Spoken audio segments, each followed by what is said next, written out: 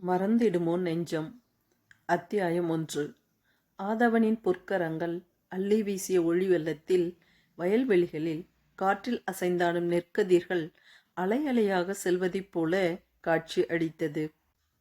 வயல்வெளிகளைத் தாண்டி மஞ்சளை ஊடுபயிராக கொண்டு நெடிய தென்னமரங்களைக் கொண்ட பெரிய தோப்பிலிருந்து வரும் இளங்காற்று வீட்டின் பின்புறம் அமர்ந்து கொண்டு படித்து கொண்டிருக்கும் அறிஞருக்கு புத்துணர்ச்சி அளித்தது போல இருந்தது.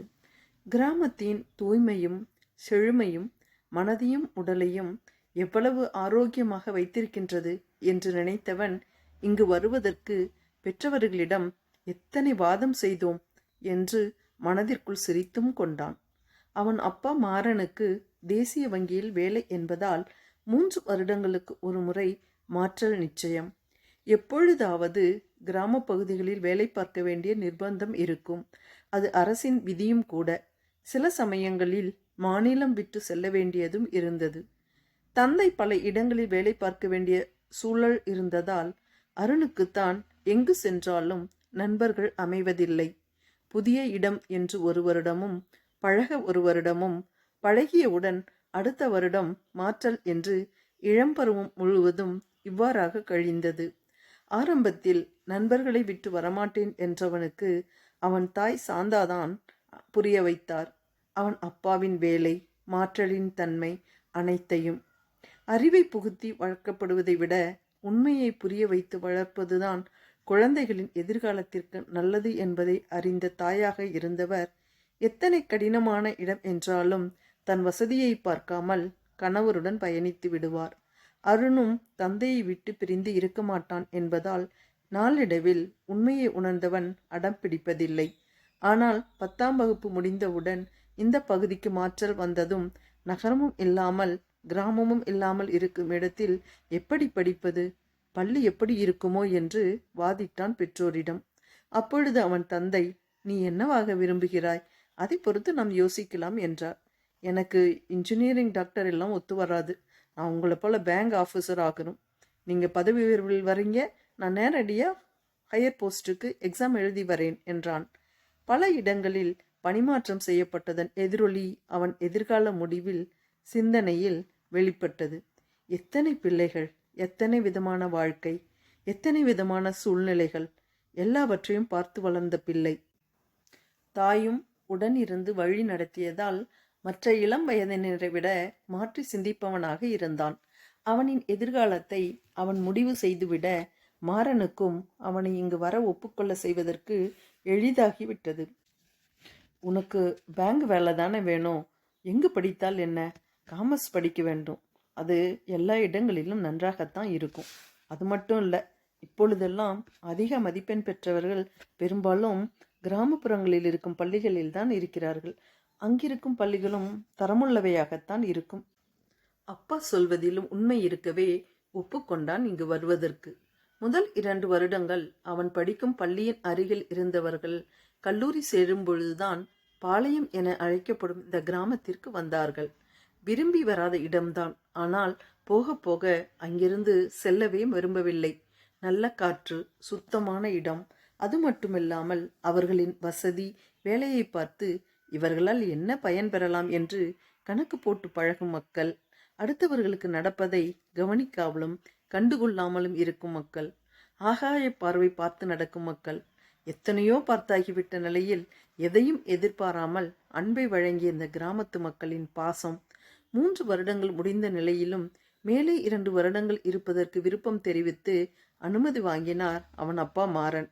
மேலும் கிராமம் என்பதால் அவ்வளவாக யாரும் போட்டி போட்டு வரும் இடமும் இல்லையாதலால் அவருக்கு சாதகமாகவே நடந்தது. அருணுக்கும் நகரத்தில் உள்ள கல்லூரியில் இடம் கிடைத்ததால் படிப்பை தொடர்ந்தான். இப்பொழுது 3ஆம் வருடம் பிகாம் படித்து கொண்டிருக்கிறான். அடுத்த வாரம் இறுதி தேர்வு. படித்து கொண்டிருந்தவனின் காதில் சற்று தள்ளி இருந்த வீட்டிலிருந்து வரும் உரையாடல்கள் சிரிப்பை கொடுத்தது. ஆரம்பித்து விட்டார்களா?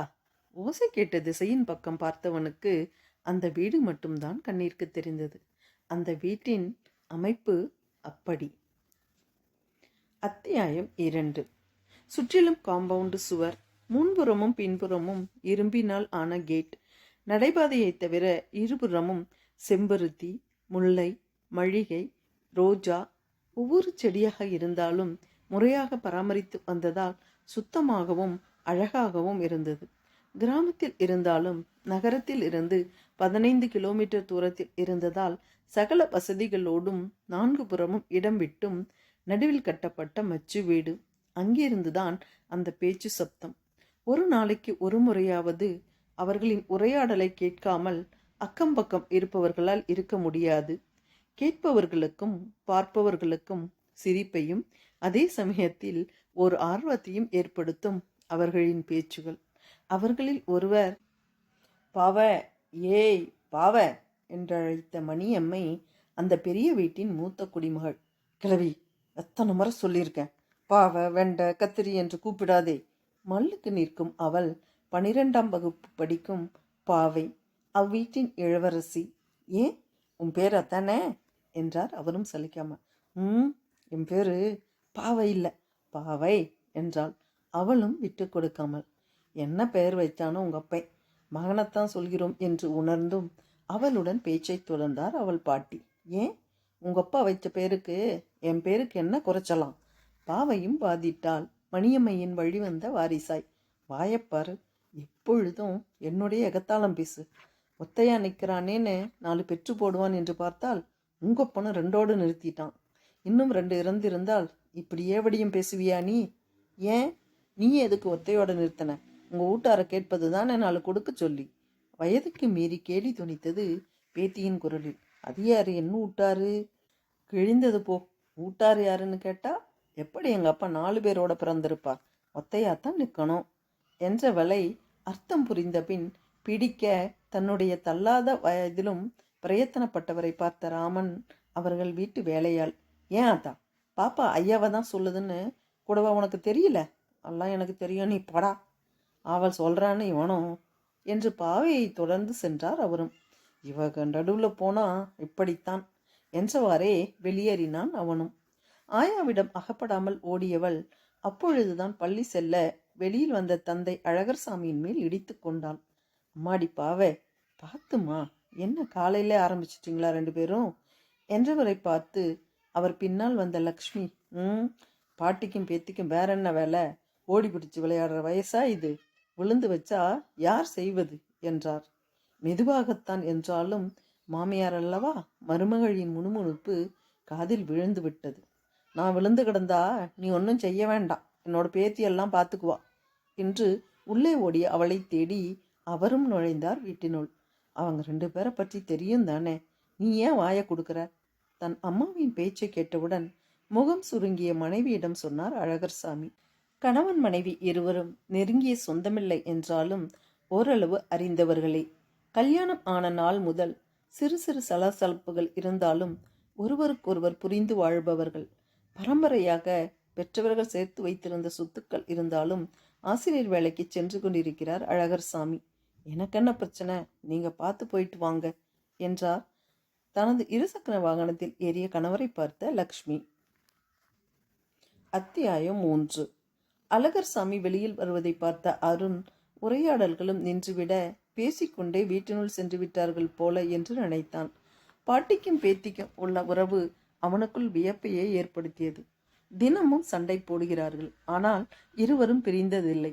அவர்களுக்குள் இருக்கும் அந்யோன்யம் அப்படி. வயதிற்கும் ஒருவரை புரிந்து கொண்டு பகிர்வதற்கும் என்ன சம்பந்தம் இருக்க முடியும்? அன்பு இருந்தால் எதுவும் சாத்தியம்தான் என்பது விளங்கும் அவர்களின் உறவின் வெளிப்பாட்டில். வீட்டிலிருந்து வெளியில் சென்றால் பாட்டியும் பேத்தியும் 2 பேருமாகத்தான் செல்வார்கள். ஆயாவின் கையை பிடித்து ஊஞ்சலாடி கொண்டே வருவாள் பாவை. கூடவே கதையும் அழந்து கொண்டே. தேவை இருந்தால் இவர்கள் வீட்டிற்கும் வருவாள். இருவரின் பெற்றவர்களும் நல்ல நட்புடன் இருந்தார்கள். வேறு ஊரை சார்ந்தவர் என்றாலும் மாறனின் பண்பும் நட்பும் பழகும் அனைவரையும் கவரும்.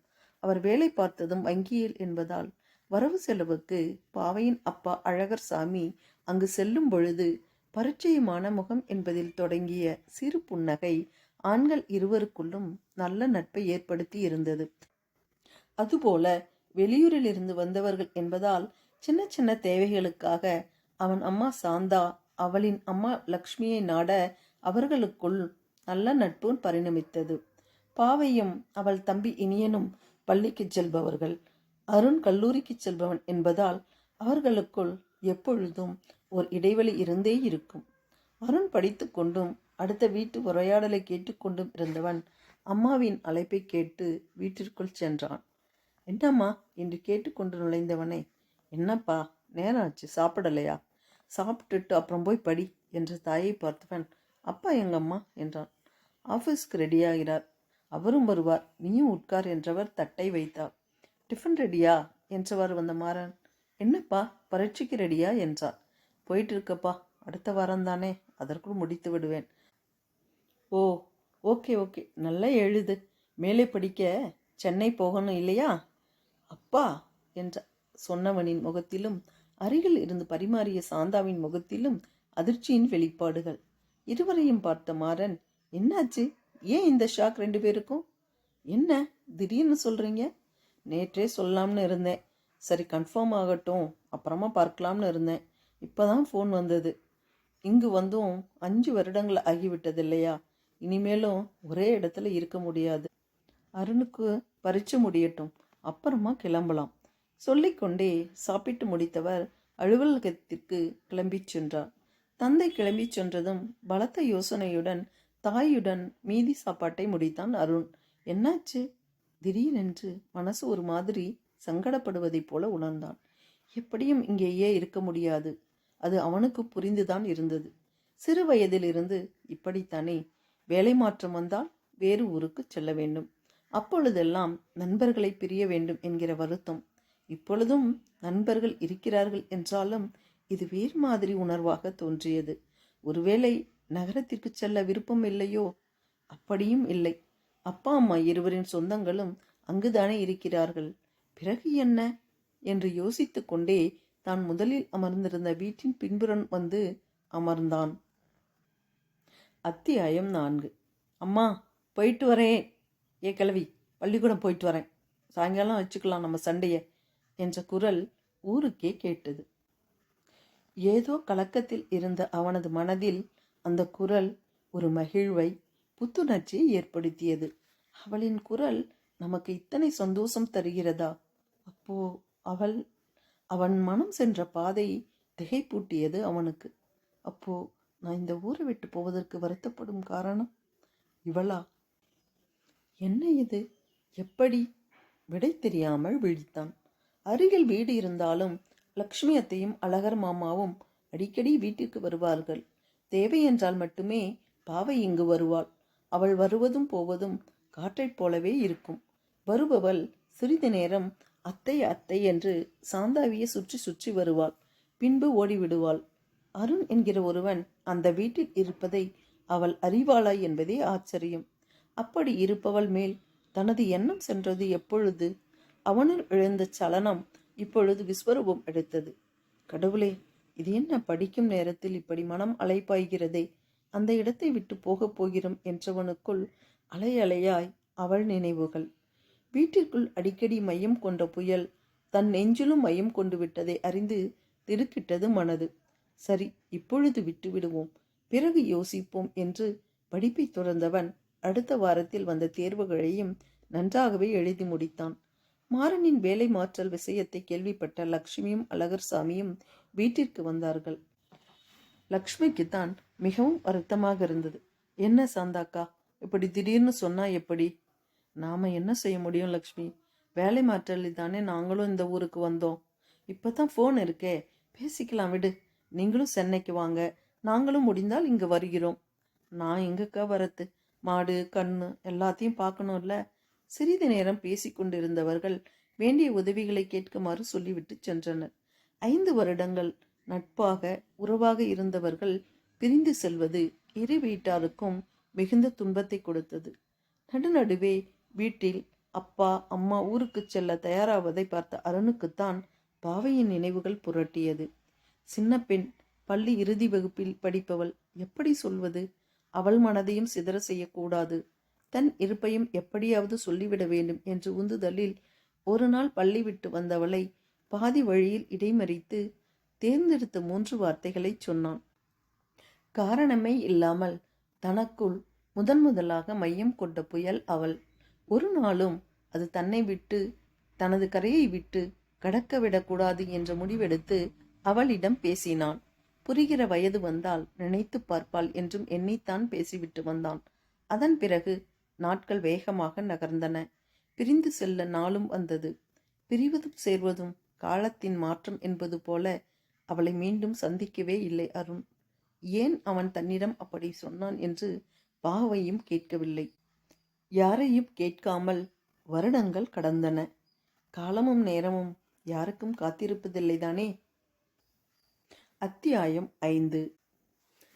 கிணிங்கிணிங் என்ற மணி ஓசையுடன் மாட்டு வண்டிகள் அருகில் இருக்கும் ரோட்டில் செல்லும் ஓசை. கிரீச் கிரீச் என சின்ன சின்ன சிறகடிப்புடன் பறவைகள் இங்கும் அங்கும் பறந்து செல்லும் ஒளி. துயில் எழுப்பும் சேவலின் கூவல். அனைத்தும் சேர்ந்து எழுப்பியது ஆழ்ந்த உறக்கத்தில் இருந்த லக்ஷ்மியை. தூக்கத்தின் தாக்கம் கண்களில் மிச்சமிருந்தாலும் இனி தூங்குவதற்கான வாய்ப்பில்லை என்கிற பொழுது மடிந்து உட்கார்ந்து பயனில்லை என்பது அவருக்கு தெரியும். பின்புற தோட்டத்தில் தினசரி பால் உபயோகத்திற்காக என்று வளர்க்கும் பசு, வேப்பமரத்தின் அடியில் கொம்படித்து கட்டப்பட்டிருக்கும் 3 ஆடுகள், கூடை போட்டு கவிழ்த்து வைக்கப்பட்டிருந்த கோழிகள், இவை அனைத்திற்கும் லக்ஷ்மி வேண்டும். பிறரின் தேவையை நிறைவேற்றுபவள் தானே தாய். அவளின் பொறுப்பு உணர்ந்து மடமடவென்று அவிழ்ந்திருந்த கூந்தலையும் சேலையையும் கட்டி கொண்டவரின் கண்களில் அன்றளந்த மலர் போல உறங்கும் மகள் பாவைப்பட்டாள். அவரை அறியாமல் மலர்ந்த சிறு புன்னகை மகளை நினைத்து பெருமிதத்தில் மிதந்தாலும் விழிகளில் சிறிய சோகம் ஒன்றும் எட்டி பார்த்தது. கூடவே ஒரு பெருமூச்சும்.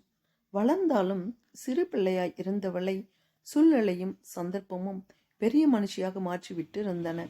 விடியற்காலை குளிருக்கு 2 கைகளையும் கால்களுக்கிடையில் வைத்து ஒருபுறம் குறுக்கி படுத்து கிடந்தாள்.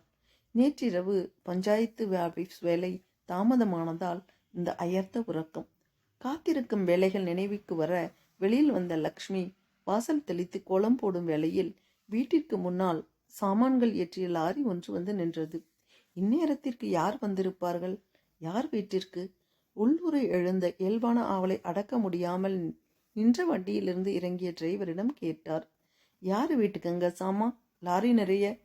பக்கத்து ஊருக்கு பேங்க் ஆஃபீஸர் வந்திருக்கிறாரம்மா, அவங்களோடது தான். ஏன் இங்கே வராங்க? அங்கேயே நல்ல வீடு இருக்குமே. இது உள்ளே தள்ளி இருக்கும் கிராமமாச்சே. தெரியலம்மா, அவங்க ஏற்கனவே இங்கே இறந்தவங்களாம்.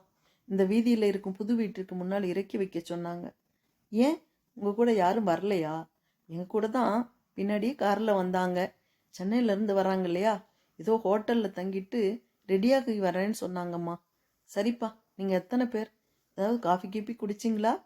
ஏதாவது வேணும்னா கேளுங்க. இந்த ஊரில் அதெல்லாம் கிடைக்காது. வழக்கமாக வீட்டிற்கு வருபவர்களை உபசரிப்பது போல கேட்டு வைத்தார். முழு இரவும் பயணம் செய்த களைப்பு இருந்தாலும் தங்களையும் மதித்து கேட்ட லக்ஷ்மியை பார்த்த டிரைவருக்கு வியப்பாக இருந்தது.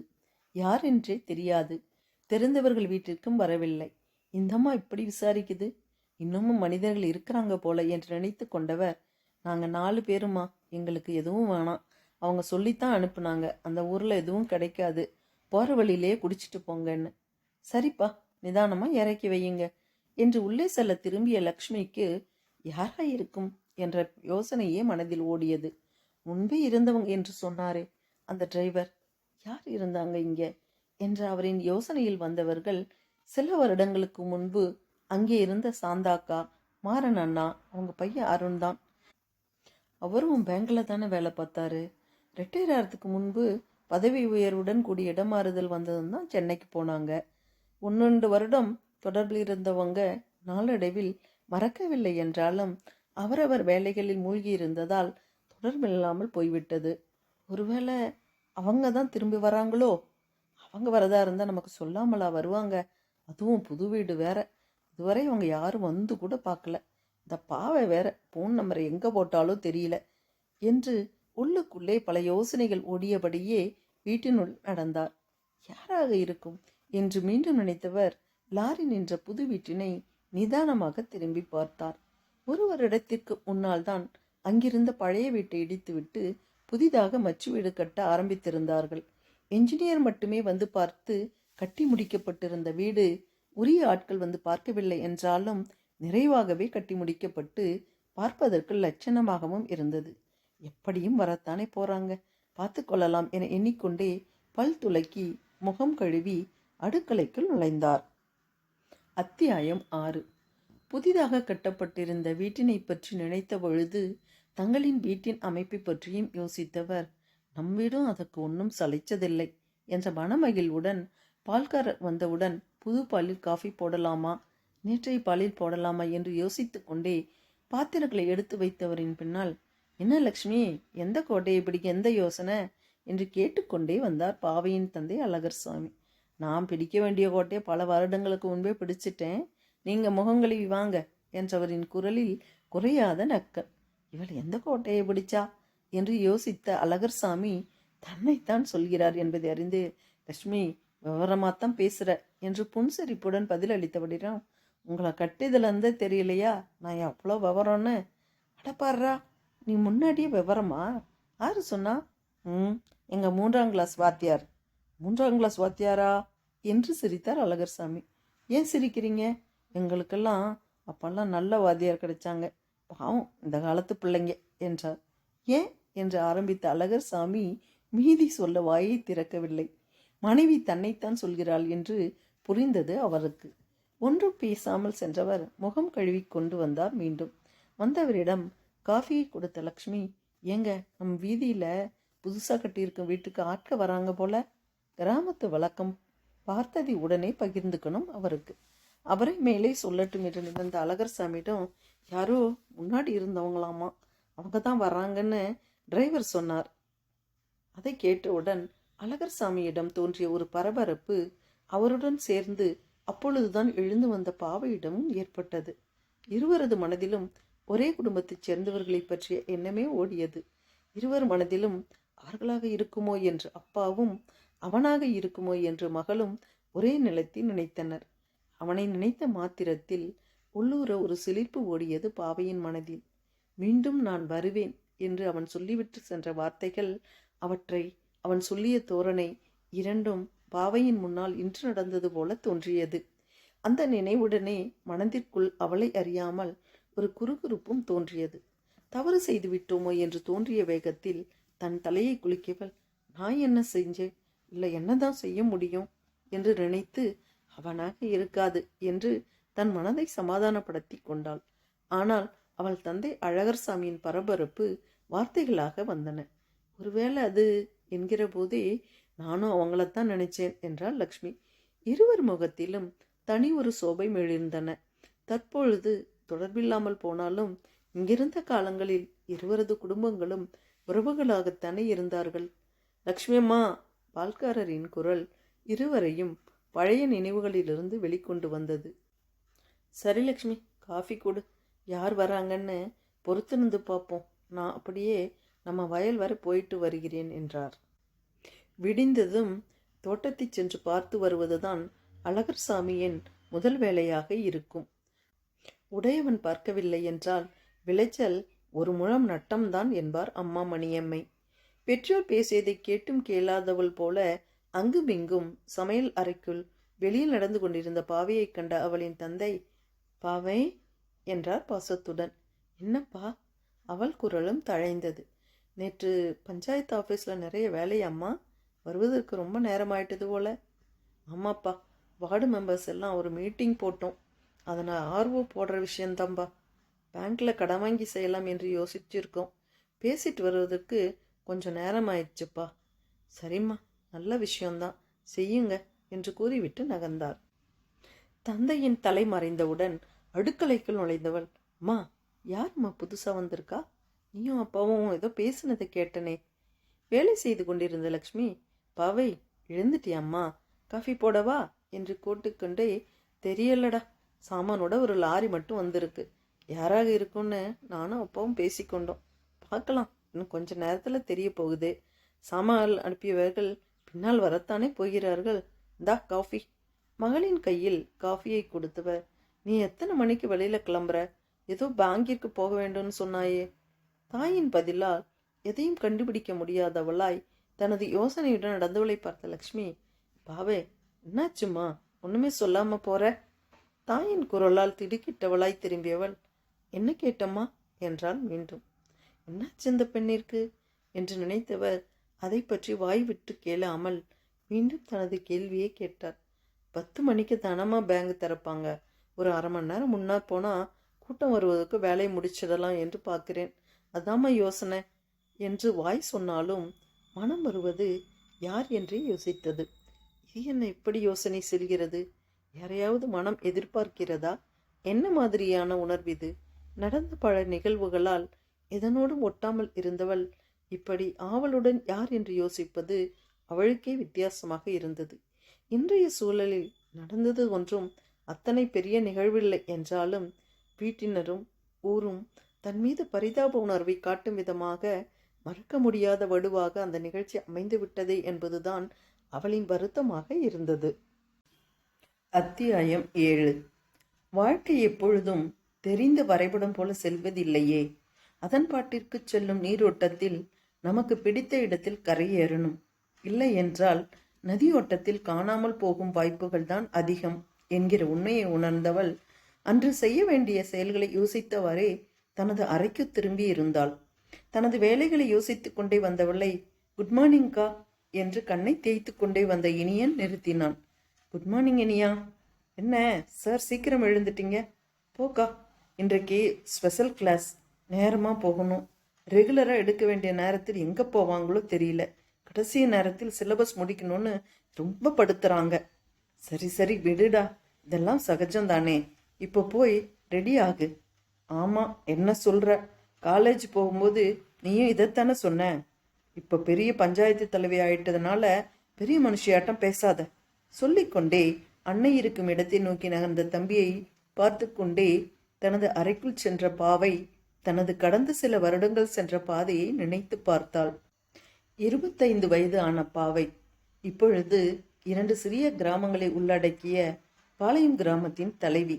நின்றாலும் நடந்தாலும் புயல் போல கடந்து போகும் அவளை ஓர் இடத்தில் நிலை கொண்ட மரமாக மாற்றிவிட்டது அப்பதவி. இன்று நினைத்தாலும் நம்ப முடியாத மாற்றங்கள், எதிர்பாராமல் நடக்கும் பல உண்மை சம்பவங்கள் கற்பனைகளை விட இனிமையான பலன் தருவதாக சில சமயங்களில் மாறிவிடக்கூடும். அதுபோலத்தான் அவள் கிராமத்து தலைவியானதும். கல்லூரி படிப்பு முடிந்ததும் அடுத்து மேல் படிப்புக்கு செல்லும் எண்ணத்தில் இருந்தவளுக்கு சொந்தத்தில் பெண் கேட்பதாக தந்தை அழகர்சாமி சொன்னவுடன் சற்று அதிர்ந்துதான் போனாள். ஆனால் அப்பாவிற்கும் அம்மாவிற்கும் ஆயாவிற்கும் சந்தோஷம் கொடுத்த அந்த விஷயத்தை அவளால் தட்டி கழிக்கவே முடியவில்லை. என்றாவது ஒரு நாள் மனம் முடித்து வேறு வீட்டிற்கு செல்ல வேண்டியவள் தானே. நன்றாக படிப்பவள், ஆட்டம் பாட்டங்களில் விருப்பம், பல நிகழ்ச்சிகளில் பங்கு பெறுபவள், குறும்பு செய்தாலும் சீரிய சிந்தனையுடன் இருந்தாலும் சாதாரணமாக இருக்க நினைப்பவள். படிப்பது பிடிக்கும், வீட்டிலும் அரிப்பில்லை. எந்த சூழ்நிலையிலும் ஒருவரை மரியாதையுடன் வாழ வைப்பது கல்விதான் என்பதை ஆசிரியராக இருக்கும் அவள் தந்தை அடிக்கடி சொல்வதுண்டு. கிராமத்து பெண்மணி ஆனாலும் அம்மா லக்ஷ்மிக்கும் அவளுடன் அடிக்கடி வம்பிற்கு வரும் ஆயா மணியம்மைக்கும் அதில் மாறுபட்ட கருத்தே இருந்ததில்லை. ஒற்றை மகனாய் நின்றுவிட்ட அழகர்சாமிக்கு அவர்கள் சம்பாதித்து வைத்தது போதுமானதாக இருந்தாலும் தன் மகன் வேலைக்கு சென்று சம்பாதிக்க வேண்டும் என்று வெளியூர் அனுப்பி படிக்க வைத்த தாய் அவர்.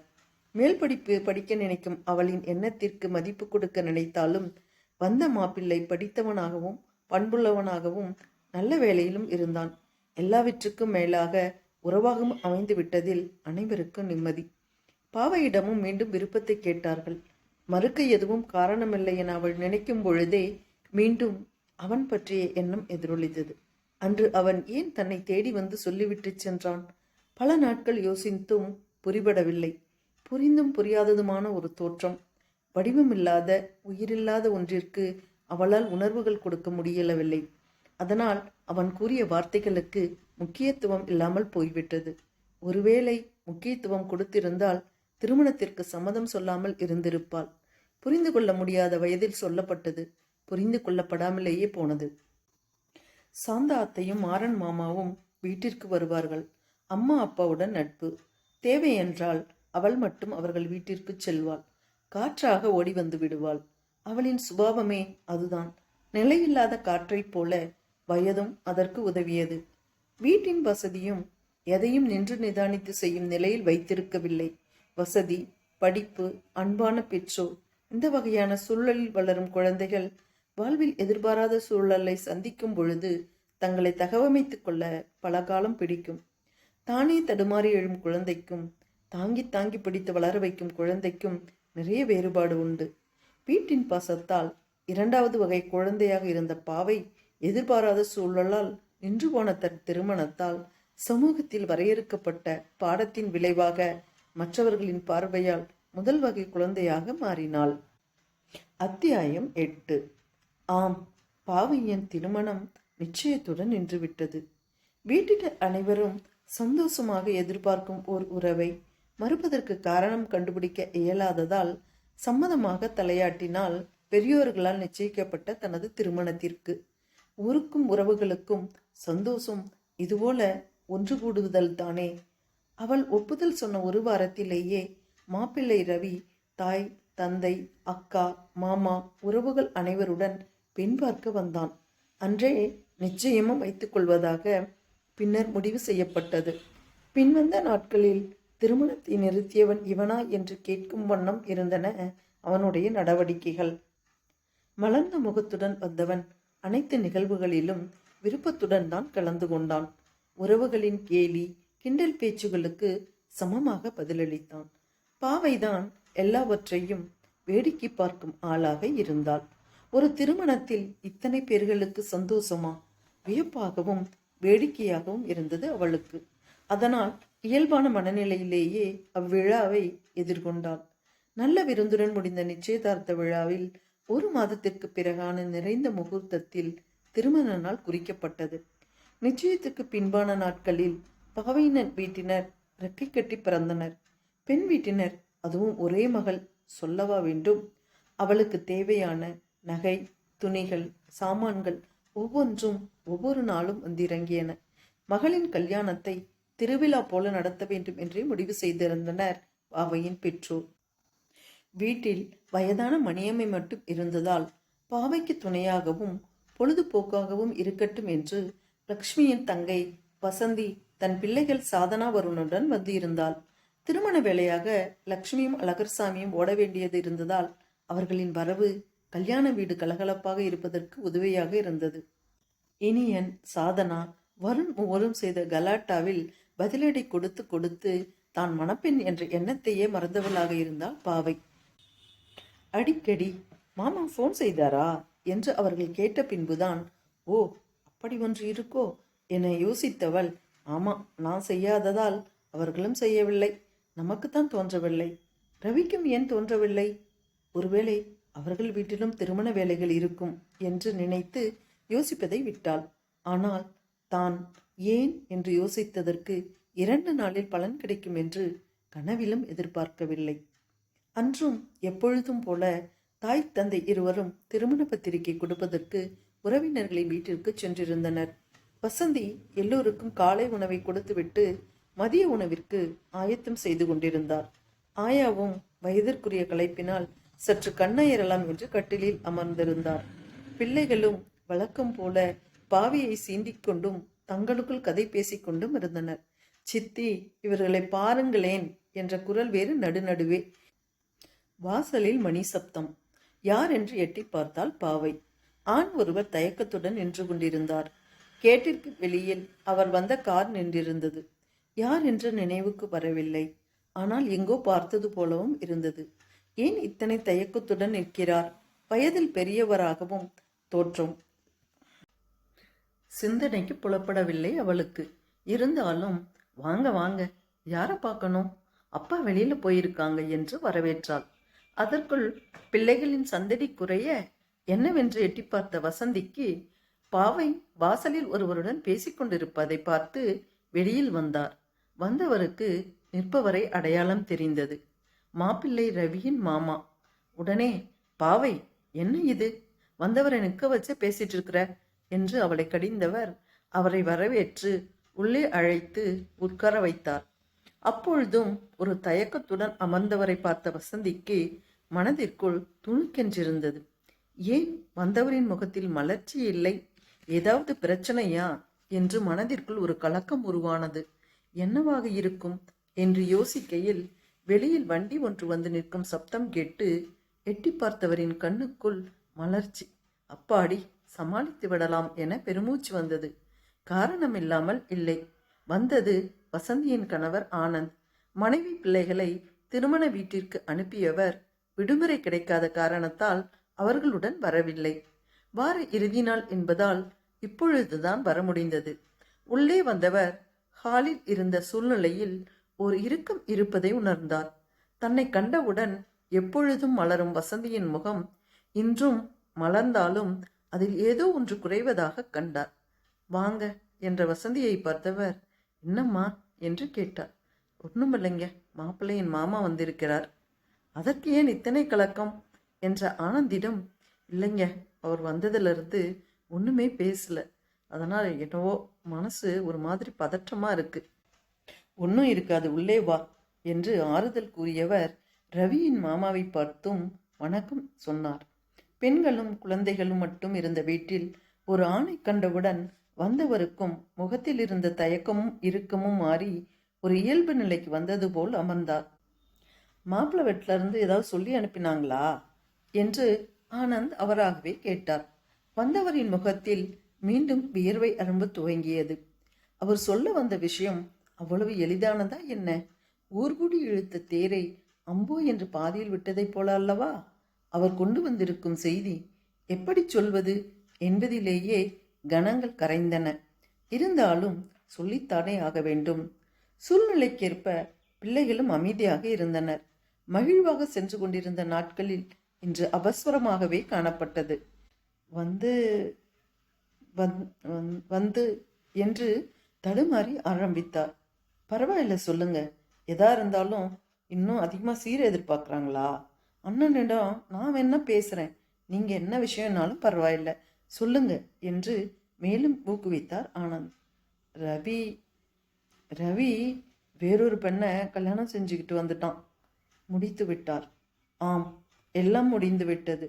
ஊரும் உறவும் கூடி முடிவு செய்ததை முடித்து வைத்து விட்டான் ரவி.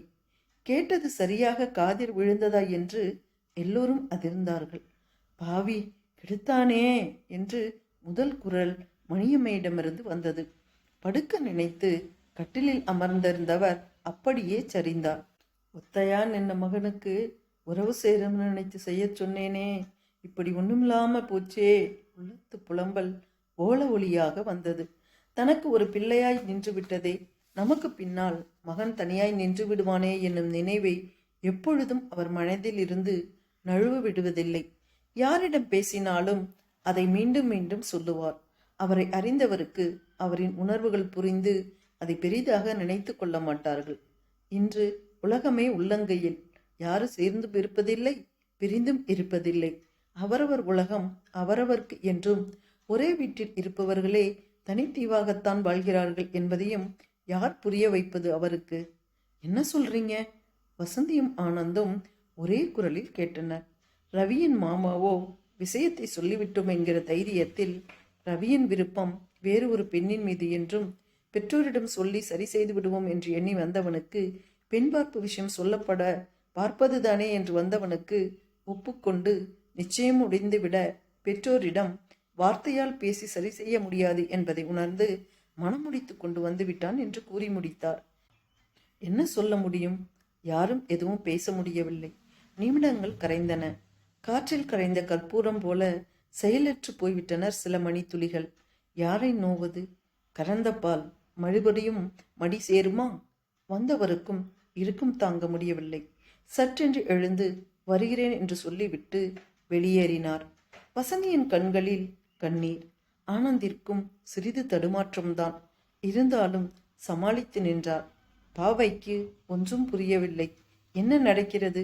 கல்யாணம் என்றார்கள், இல்லை என்கிறார்கள். ஏன் இப்படி? விடை சொல்வது யார்? மற்ற பிள்ளைகள் மூவரும் வெளிரிய முகத்துடன் அமர்ந்து விட்டனர். அத்தியாயம் 9. எத்தனை உற்சாகத்துடன் ஆரம்பித்தார்களோ அதே வேகத்தில் வடிந்தும் விட்டது. ஒருவருக்கொருவர் பேசாமல் எவ்வளவு நேரம்தான் அமர்ந்திருப்பது? அடுத்தது என்ன, அடுத்தது என்ன? சற்று தேறியவுடன் ஆனந்துதான் முதலில் தெளிந்தார். கூடவே பாவையும். மெதுவாக சித்தப்பா என்றார். என்னம்மா என்பதைப் போல தலையை உயர்த்தியவருக்கு அவள் முகத்தை பார்ப்பதற்கு சற்று தயக்கமாகவே இருந்தது. படிக்கிறேன் என்று சொன்னவளை பெரியவர்களெல்லாம் சேர்ந்து பந்தத்தில் இணைக்கப் போகிறோம் என்று சொல்லிவிட்டு இப்பொழுது என்ன சொல்வது? இருந்தாலும் நிமிர்ந்து சொல்லு பாவை என்றார். சித்தப்பா, அப்பா அம்மாவிற்கு சொல்லணும் இல்லையா? அவங்க பத்திரிக்கை கொடுக்கத்தானே போயிருக்காங்க. இனி அதுக்கான அவசியம் இல்லைல்ல என்பதான உணர்வு அவளது பேச்சில் இருந்தது. சட்டென நிமிர்ந்தார்கள் ஆனந்தியும் வசந்தியும். நடந்த செயலின் தாக்கம் இருந்தாலும் நடக்க வேண்டியதை யோசித்த அவளின் செயல் வசந்திக்கு மீண்டும் கண்ணீர் முற்றியது. எழுந்தவர் பாவையின் அருகில் வந்து பாசத்துடன் அவள் தலைகோதி தன் வயிற்றுடன் இறுக்கி அணைத்தார். அவர்கள் வீட்டு முதல் குழந்தை அல்லவா? தேவைக்கு அம்மாவிடம் சென்றுவிட்டு மீதி நேரங்களில் சித்தியின் மடியில் தவழ்ந்தவள் பாவை. சிறுவயதிலிருந்து எந்த தடங்களும் இல்லாத வளர்ப்பில் முதல் சுணக்கம். அதுவும் பல பேர் அழியும்படி. எந்த தவறும் செய்யாமல் என்னவென்று சொல்வது இதை? விதி என்பதா? அடுத்தவனின் பிழை என்பதா? ரவி உறவென்பதால் நல்லதே என்று ஆள விசாரிக்காமல் முடிவெடுத்ததா? காரணங்கள் எதுவாக இருந்தாலும் நடந்துவிட்டது. எத்தனை பலமுள்ள மனிதனையும் புரட்டி போட்டுவிடும் தீயாக வரும் ஒரு பழிச்சொல் எப்படிப்பட்ட குடும்பத்தையும் அச்சொல் அசைத்துவிடும். ஒரு செயலின் எதிர்பாராத முடிவு பாவை குடும்பத்தையும் புரட்டி போட்டது இந்த திருமண நிறுத்தம். பாவையின் சொல்படி அழகர்சாமிக்கு போன் செய்தார் ஆனந்த். விஷயத்தை சொல்லாமல் மாப்பிள்ளை வீட்டிலிருந்து ஆள் வந்திருக்கிறார்கள், பேச வேண்டும் என்று, ஏதோ முக்கியமான விஷயமாக இருக்கும் என்று வந்தவர்களுக்கு வீட்டில் உள்ள அசாதாரணமான சூழலை ஏதோ சரியில்லை என்று உணர்த்தியது. மகன் அழகரை கண்டவுடன் மக்கா இப்படி மோசம் போனோமே என்று ஆரம்பித்த மணியம்மையின் கண்களில் நீர் வடிந்தது. எதற்கும் கலங்காமல் இருக்கும் தாயின் கண்களில் நீரை கண்ட அழகர் சாமிக்கு விதிர்விதிர்த்து போய்விட்டது. அருகில் இருந்த லக்ஷ்மிக்கும். 2 பேரும் 2 அவரின் இருபுறமும் அமர்ந்து என்னாச்சு என்னாச்சும்மா என்றனர். வார்த்தைகள் வந்தால்தானே. பாவை, என்னாச்சுடா? என்னாச்சு வசந்தி? ஆனந்த், நீயாவது சொல்லே. ஒவ்வொருவரிடமும் சென்றது அவர்களது பார்வை தவிப்புடன். மாப்பிள்ள ரவி மாமா வேற அக்காவை கல்யாணம் செஞ்சுக்கிட்டாராம் பெரியப்பா. போட்டு உடைத்தான் வருண். என்னடா தம்பி சொல்ற? இப்படியெல்லாம் விளையாடக்கூடாது என்றார் அப்பொழுதும் நம்பிக்கை இல்லாமல். அவன் உண்மையைத்தான் சொல்றான் மாமா. அவர்கள் வீட்டிலிருந்து ஆள் வந்திருந்தாங்க, வசந்தி சொல்லிவிட்டாள். மயக்கம் போடும் நிலையில் லக்ஷ்மி தன் உடல் முழுவதும் பலம் இழந்ததைப் போல அமர்ந்து விட்டார். அழகர் சாமி, ஏன் ஏன் ஏன் என் குழந்தைக்கு மட்டும் இப்படி? விடையில்லை யாரிடமும். 1-2 நாட்களில் அனைவருக்கும் தெரிந்துவிட்டது அழகர்சாமி வீட்டு கல்யாணம் நின்று போய்விட்டது என. வருந்தியவர்களும் உண்டு, மகிழ்ந்தவர்களும் உண்டு. மனிதர்கள்தானே. வாழ்ந்தவனின் வீழ்ச்சிக்கு விலையற்ற பொருளை பெற்றதைப் போல மகிழும் வீணர்கள் தானே அதிகம். ஆனால் ஒன்று மட்டும் நிச்சயம், எந்த நிகழ்வாக இருந்தாலும், நகரமாக இருந்தால் 1 நாள், கிராமமாக இருந்தால் 1 வாரம், அதற்கு பின் அனைத்தும் பழையவைதான். எல்லோருக்கும் புதிதாக வேண்டும். அது ஆடையானாலும் அடுத்தவரின் அந்தரங்கமானாலும். இதை அறிந்தவர்கள் புத்திசாலிகள். எளிதாக எந்த பிரச்சனையிலிருந்தும் வெளிவந்து விடுவார்கள். அந்த ஒருவராகத்தான் பாவை இருந்தாள். நாட்கள் நகர்ந்தன. எது நடந்தாலும் நடக்காவிட்டாலும் வாழ்க்கை அதன் போக்கில் சென்று கொண்டுதான் இருக்கும். யாருக்காகவும் காத்திருப்பதில்லை.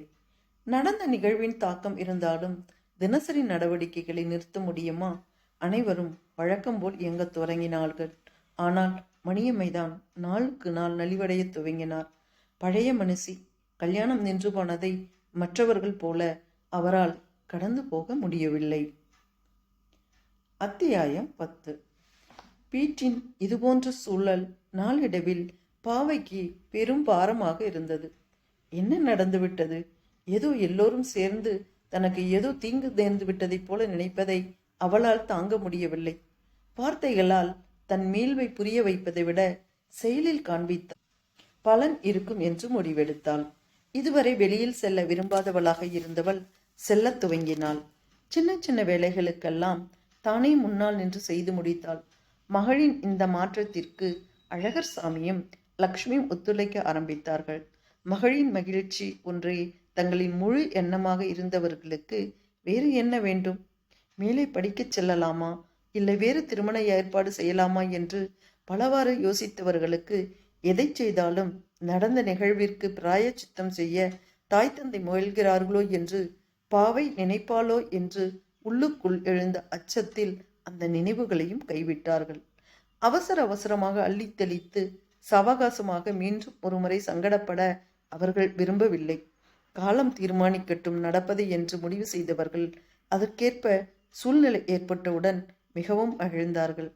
பாவை, நான் வார மீட்டிங்க்கு போயிட்டு வரேன், கவனமாயிரு என்று சொன்ன லக்ஷ்மியிடம், ஓ, இன்னைக்கு செவ்வாய்க்கிழமை உங்களுக்கு விவசாய குழு மகளிர் சங்க மீட்டிங் இருக்கு, சரிம்மா போயிட்டு வாங்க என்றவள், மா என்று தயங்கினாள். என்ன பாவ, ஏதாவது வேணுமா? வேணும்னா நீ போய் வாங்கிட்டு வா, நான் ஆயா கிட்ட சொல்லிட்டு போறேன் என்றார். இல்லம்மா, எனக்கு எதுவும் வேணாம், நான் உன் கூட வரட்டுமா? ஒரு நொடி கூட யோசிக்காத தாய், பாப்பாவை 2 பேருமே போவோம் என்றார். இதில் இருந்து துவங்கியதுதான் பாவையின் மக்களின் நலனுக்கான பயணம். சில வருடங்களாகவே லக்ஷ்மி மகளிர் சங்கத்தில் உறுப்பினர். அவர்கள் ஊரிலேயே 3-4 சங்கங்கள் உண்டு. ஒவ்வொரு சங்கத்திலேயும் 20 பேர்தான் இருக்க முடியும் என்பதால் அதற்கு மேல் சென்றவுடன் வேறொரு குழு ஆரம்பித்தார்கள். ஒவ்வொரு சங்கத்திற்கும் ஒரு தலைவர், துணைத் தலைவர் இருந்தனர். வாரம் ஒரு முறை குறிப்பிட்ட தினங்களில் கூடுவது, தங்கள் கைகளில் உள்ள பணத்தை சேமிப்பது என்று தொடங்கிய சங்கங்கள் வருடங்களான பின் அரசும் உதவி செய்ய தேவையானவர்கள் குறைந்த கடன் வாங்கி அவசிய தேவையை நிறைவேற்றிக் கொண்டனர். வசதி உள்ளவர்கள் இல்லாதவர் என்கிற வேறுபாடின்றி தங்களின் உணர்வுகளை சொல்வதற்கும் வாழ்க்கைக்கு தேவையான ஆதாரத்தை தேடுவதற்கும் பயன்படுத்தி கொண்டனர்.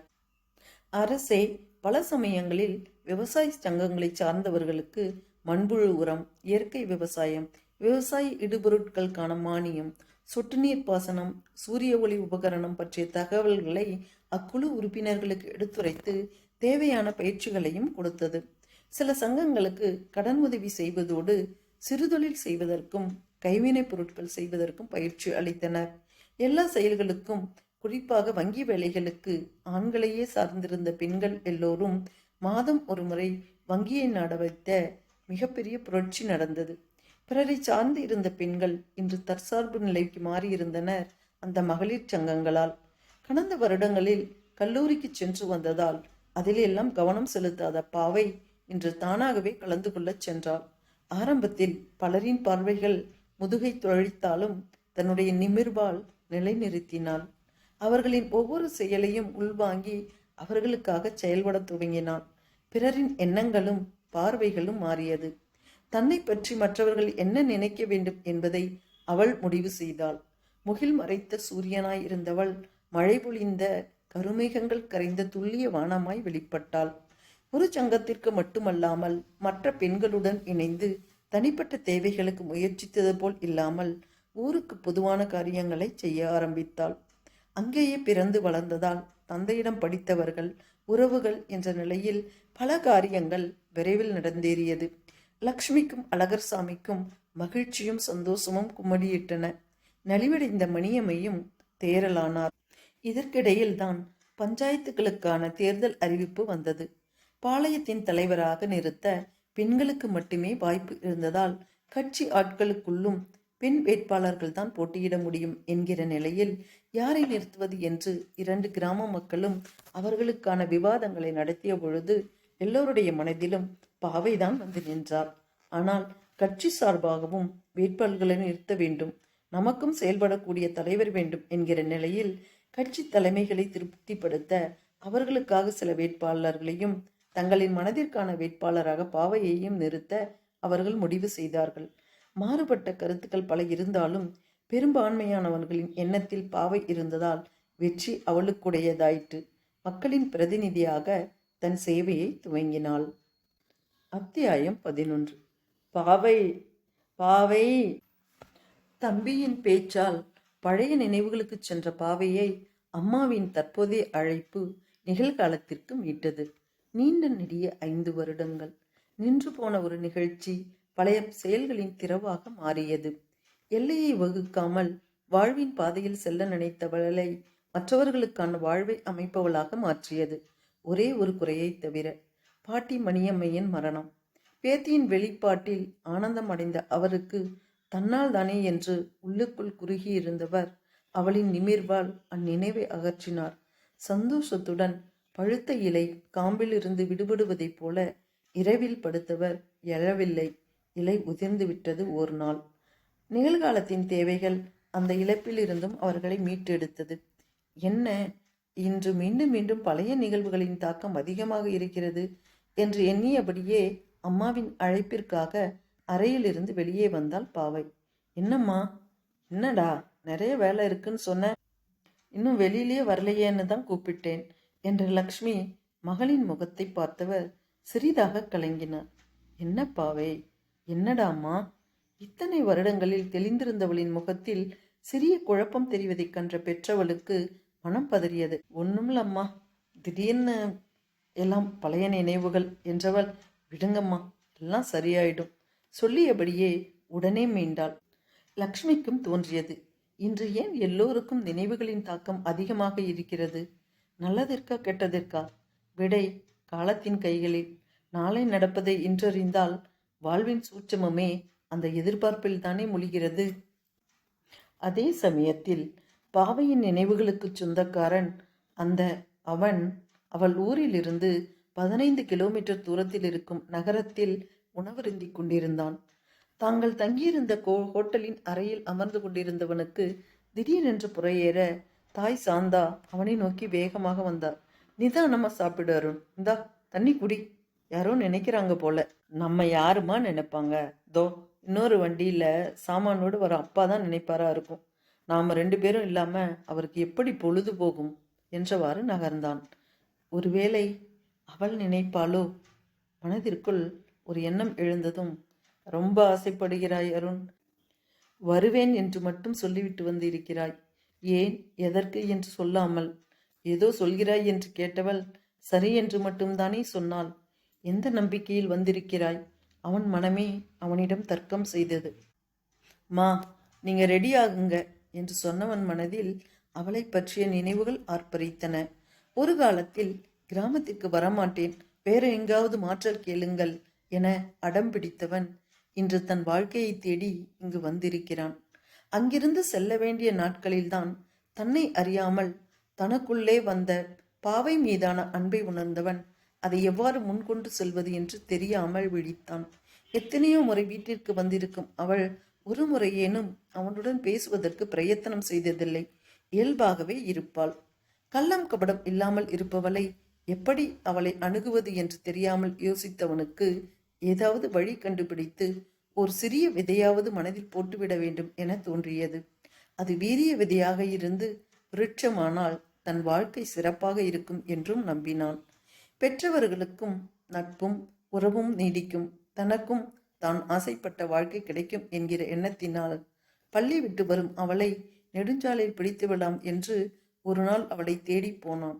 அதிகம் சொல்ல அவசியமில்லை என்று நினைத்து தான் மீண்டும் வருவேன் என்று மட்டும் சொல்லிவிட்டு வந்தான்.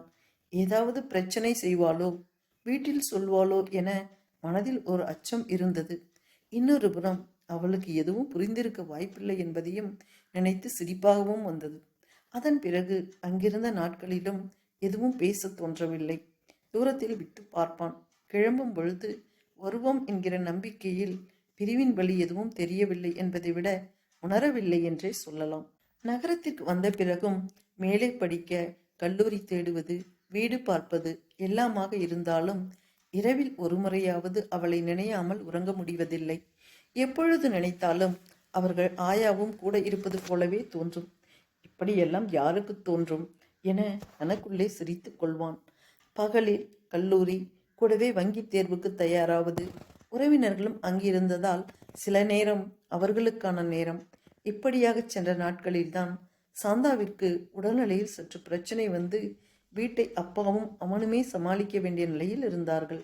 உறவுகள் இருந்தாலும் வந்து பார்த்து விட்டு செல்வார்கள். அருகில் இருந்து கவனிப்பது அவர்களுக்கு இயலாத காரியம். அவரவர்களுக்கான வேலை இருக்கும் என்பதனால் அவர்களையும் குறை சொல்ல முடியவில்லை. இப்படியே 3 வருடங்கள் சென்றன. இரவில் கிராமப்புறங்களில் பறக்கும் மின்மினி பூச்சிகளை எப்பொழுதும் பார்த்து ரசிப்பான். காலையிலும் அதற்கு வெளிச்சம் வரும் தானே, ஆனால் சூரிய ஒளியின் முன்னால் அதன் ஒளி வெளிவராது. அதுபோல பகலெல்லாம் பல வேலைகள் இருந்து அவள் நினைவாகிய வெளிச்சத்தை மறைத்தாலும் இரவின் பின்னணியில் அவள் மட்டுமே தனது வெளிச்சம் என்பதை உணர்ந்தான். கண்ணில் படாவிட்டாலும் அவளின் நினைவு கருத்தில் வியாபித்திருந்தது அவனுக்கே வியப்புதான். இத்தனை புறமயக்கத்திலும் தன் அகத்தில் சுடர்விடும் விளக்காக அவள் மாறியது விந்தைதான். அதனால் முடிந்தவரை விரைவில் வேலையில் அமர வேண்டும், அங்கு செல்ல வேண்டும் என்கிற உந்துதல் மனதில் வெற்றி பெற வேண்டிய திசையை அவனுக்கு அடையாளம் காட்டியது. அவனின் தொடர் உழைப்பினாலும் விடாமுயற்சிகளாலும் முதல் முறையே வங்கி தேர்வில் வெற்றி பெற்றவனின் பணிக்கான ஆணையும் ட்ரெயினிங் இடமும் சென்னையிலேயே இருக்க முதல் 3 வருடங்களை முடித்தவன் முதல் வேலையாக பாளையத்திற்கு அருகில் இருக்கும் வங்கிக்கு மாற்றல் வேண்டும் என்று எழுதி கொடுத்தான். நகரத்தில் இருக்க வேண்டும் என எல்லோரும் ஆசைப்பட இவன் மட்டும் அங்கு கேட்பதை வினோதமாக பார்த்தார்கள். ஏன் சாந்தாவும் மாறனும் கூட. என்ன அதிசயம், அங்கு வரமாட்டேன்னு எவ்வளோ தகராறு செய்கிறான். இருந்தாலும் எதுவும் வார்த்தைகளால் கேட்கவில்லை அவர்கள். மாறனும் அதே சமயத்தில் வேலையிலிருந்து ஓய்வு பெற இனியாவது ஓரிடத்தில் வீடு வாங்கி அமரலாம். அருணுக்கு திருமணம் முடித்தால் அவன் மட்டும் மனைவியுடன் மாற்றலாகும் இடங்களுக்கு சென்று வரட்டும். நாம் எல்லாம் சேர்ந்து ஒரே இடத்தில் இருக்கலாம் என முடிவெடுத்த போதுதான் பாளையத்தில் தாங்கள் முன்பிருந்த வீடு விலைக்கு வருவதாகவும் அதை வாங்கி புதிய வீடு கட்டலாம் என்றும் ஆலோசனை கூறினான். அப்பொழுதுதான் பெற்றோர்கள் இருவருக்கும் சிறிய சந்தேகம் எழுந்தது. ஏன் என்று அவர்கள் கேட்டபோது அந்த ஊர் மிகவும் பிடித்திருப்பதாகவும் ஏதாவது ஒரு தேவைன்னா லக்ஷ்மி அத்தையும் மாமாவும் துணையாக இருப்பாங்க என்றும் கூறினான். சரி, அவர்களுக்கு தகவல் சொல்லலாம் என்று சொன்னாலும் வேண்டாம் என்று சொல்லிவிட்டான். அங்கு கல்லூரியில் படிக்கும் பொழுது கிடைத்த நண்பனின் அண்ணா கட்டிடம் கட்டுபவர் என்பதை அறிந்து அனைத்து வேலைகளையும் இங்கிருந்தே முடித்தான். மகனின் சாமர்த்தியத்தில் நம்பிக்கை வைத்தவர்கள் மேலே எதுவும் கேட்கவில்லை. அவர்களுக்கும் அங்கு செல்வது சந்தோஷம்தானே. இப்படியாகத்தான் மீண்டும் இப்பொழுது இங்கு வந்தார்கள் அவர்கள். அருண், நான் ரெடி ஆயிட்டேன், போலாமா என்று கேட்டுக்கொண்டே வந்த அன்னையை பார்த்தவன், மா, பார்க்க செல்வது நம்மோட வீட்டு தான், உங்களின் ஃப்ரெண்டு எல்லாரையும் அப்பா பிறகுதான் வருவார் என்றான். அவன் தன் அலங்காரத்தை கேலி செய்கிறான் என்பதை அறியாமல், ஆமா அதான் தெரியுமே என்றவாறு பார்த்தவர் அவனின் புன்னகையை பார்த்து, டேய் குறும்பு, வா போகலாம் என்றார். சிறிது நேரத்தில் அவனும் தயாராகி வந்தான். அவனை பார்த்த அவரும், அருண், நாம் போறது வில்லேஜ் தானே என்றார். உம்மா என்றவன் உள்ளுக்குள், நான் செல்வது என் வாழ்க்கையை பார்க்க எனவும் சொல்லிக் கொண்டான். எப்படி இருப்பாள் அதே புயல்? ஒருவேளை அவளுக்கு அதற்கு மேல் நினைப்பதற்கு அவனுக்கு தைரியம் இல்லை. தொடர்பு வேண்டாம் என்று தந்தையிடம் கூறியது எத்தனை துன்பம். வீடு கட்டச் சொல்லியிருந்த நண்பனின் அண்ணனிடம் சொல்லி கேட்டிருக்கலாம். அதன் பின்விளைவுகளை நினைத்து வேண்டாம் என்று விட்டுவிட்டான். வெளியில் தெரிந்தால் அவளுக்கு கெட்ட பெயர், கிராமம் வேறு, எத்தனையோ காரணங்கள் அவளை பற்றி அறிய விடாமல் தடுத்தது. ஆணாக இருக்கும் தனக்கே ஒரு வழியும் தெரியவில்லை. அவளுக்கு எந்த நம்பிக்கையில் எல்லாம் செய்தோம் என்றும் புரியவில்லை. தான் விதைத்த விதை விருட்சமாகி இருக்குமா? இல்லை, மாற்றி நினைக்க கூட மனமில்லாதவனாக தன் காரை செலுத்தினான். பேசிக்கொண்டு வந்த அம்மாவிற்கு பதில் சொல்லிக்கொண்டும் தன் சொந்தம் என்று நினைத்தவளை காணப்போகும் ஆர்வத்திலும் ஒருவித பதட்டத்திலும் வண்டியோட்டி வந்தவன் நெடுஞ்சாலையில் இருந்து பாளையத்திற்கு செல்லும் சாலையில் காரை திருப்பும் பொழுது தன்னை கடந்து சென்ற ஸ்கூட்டியில் அவளை கண்டான். மகிழ்ச்சியில் இதயம் ஒருமுறை வெளியில் வந்து சென்றதோ. ஆனால் எங்கு செல்கிறாள்? உடனே பார்க்க முடியாத மனம் சுணங்கியது. பல வருட காத்திருப்பு அல்லவா, எதிர்பார்ப்பு அதிகமாகத்தான் இருந்தது. அத்தியாயம் 12. பழைய நினைவுகளில் இருந்து விடுபட்டு அம்மா தயாராகி வருமாறு கூறிவிட்டு சென்றவுடன் கடந்தவைகளை கணத்தில் உதறிய பாவை நடப்பிற்கு வந்தாள். இன்று லோன் விஷயமாக வங்கிக்கு செல்லும் வேலை இருக்கிறது. ஒவ்வொரு ஊரிலும் குடிநீருக்காக அரசு போட்ட ஆழ்துளை கிணறுகளின் நீர்தான் சேமிப்பு தொட்டிகளில் இருந்து காலையிலும் மாலையிலும் திறந்து விடப்பட்டது பொதுமக்களின் உபயோகத்திற்கென. அதுவும் இல்லாமல் குடிநீரும் 2 நாட்களுக்கு ஒரு முறை வந்து கொண்டிருக்கிறது பாவையின் சீரிய முயற்சியால். அவள் தலைவராவதற்கு முன்பும் பலர் முயற்சி செய்திருந்தாலும் அவளின் முயற்சியால் தான் அது முடிவுக்கு வந்தது. அவர்கள் ஊரை தாண்டியவர்களுக்கு எல்லாம் அணையிலிருந்து ஆற்று நீர் பெரிய குழாய்களில் செல்லும் பொழுது அவ்வூர் மக்கள் அந்த நீரில் கலந்த குளோரின் வாசனை பிடிக்காமல் தங்களுக்கு வேண்டாம் என்று மறுத்து வந்தனர். மழை இல்லாததாலும் நிலத்தடி நீரின் தன்மை மாறியதாலும் உப்பின் அளவு நீரில் அதிகமாகி குடிப்பதற்கு உகந்ததாக இல்லை. சமீபத்தில் ஊருக்குள் வந்த மருத்துவ குழு வேறு, உங்களின் பற்களில் மஞ்சள் படிவு அதிகம் இருக்கு, அதுக்கு நீங்க குடிக்கிற உப்பு நீர் தான் காரணம்னு வேற சொல்லிவிட்டு சென்றது. தொடர்ந்து இதை குடித்தால் சிறுநீரக கோளாறு வருவதற்கும் வாய்ப்புள்ளது என்றும் சொல்லிவிட்டு சென்றார்கள். அதனால் குடிநீருக்காக என்ன செய்யலாம் என குழுவில் கூடி விவாதித்த பொழுது, தினமும் குடிப்பதற்கு மட்டும் பொதுவில் இருந்து நீர் வழங்கலாம் என முடிவெடுத்தார்கள். அதன் பலனாக உப்பு நீரை சுத்திகரிக்கும் ஆர்ஓ சிஸ்டம் பஞ்சாயத்து மூலம் அமைக்கலாம் என்று முடிவு செய்தார்கள். இது முடியுமா, எப்படி செய்வது என்றெல்லாம் விவாதித்த பிறகு வங்கியில் அணுகி கேட்டு பார்க்கலாம் என்று முடிவெடுத்தார்கள். அதன் பலனாகத்தான் இன்று வங்கிக்கு செல்ல முடிவெடுத்தாள்.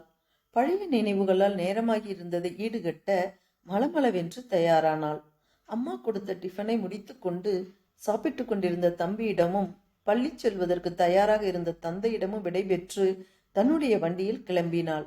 நேரத்தில் சென்றால் கூட்டமும் குறைவாக இருக்கும், மேனேஜரிடமும் விரிவாக பேசலாம், கூடவே மகளிர் சங்க சேமிப்பு பணத்தையும் செலுத்தலாம் என பலவாறாக யோசித்தவாறே வண்டியை செலுத்தியவள் போகும் வழியில் உள்ளுக்குள் இருக்கும் தங்களின் ஊர் நெடுஞ்சாலையில் இணைக்கும் இடத்தில் திரும்பும் பொழுது தன்னை கடந்து ஊருக்குள் நுழையும் புதிய காரை கண்டாள்.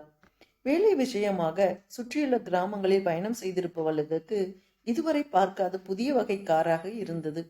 யாராக இருக்கும் என்று நினைத்தவாறே மெயின் ரோட்டிற்கு வண்டியை செலுத்தி வங்கிக்கு சென்றாள். அவசரமாக வங்கிக்குள் நுழைந்தவளை பல தெரிந்த முகங்களின் புன்னகையும் சிறு தலை அசைப்பும் வரவேற்றது. சேமிப்பு பணம் செலுத்தியவள் மேனேஜரை பார்க்க வேண்டும் என சொல்ல, அங்கிருந்தவர், மேடம், இங்கிருந்த மேனேஜருக்கு டிரான்ஸ்ஃபர் ஆயிடுச்சு, புதுசா வர மேனேஜர் வரணும், அப்பதான் உங்க வேலை நடக்கும் என்று கூறினார். இது என்ன இப்படி ஆகிவிட்டது? பழையவரிடம் நல்ல பரிச்சயம் இருந்தது. 5 வருடங்களாக வருபவள் அல்லவா. அவரும் பொதுவாக மக்களுக்கு கிடைக்க வாய்ப்புள்ள பல கடனுதவிகளை பற்றியும் வட்டி விகிதம் பற்றியும் பகிர்ந்து கொள்வார். அதனாலேயே மக்களின் பல தேவைகளை எளிதாக நிறைவேற்ற முடிந்தது. புதிய திட்டம் ஒன்றுடன் வந்தவளுக்கு ஆரம்பமே இப்படி ஆகிவிட்டதே என்கிற வருத்தம். எப்படி இருந்தாலும் யார் வந்தாலும் நிறைவேற்ற வேண்டும் என்கிற உறுதியுடன் வங்கியை விட்டு வெளியில் வந்தவள் மீண்டும் கிராமத்திற்கு திரும்பினாள். நேராக வீட்டிற்கு செல்லாமல் பஞ்சாயத்து அலுவலகத்திற்கு சென்று முடிக்க வேண்டிய பல வேலைகளை பார்த்து வருபவர்களிடம் பேசிவிட்டு வீட்டிற்கு திரும்ப நினைத்தவள் கடிகாரத்தை பார்த்தாள். 3 மணி ஆகியிருந்தது.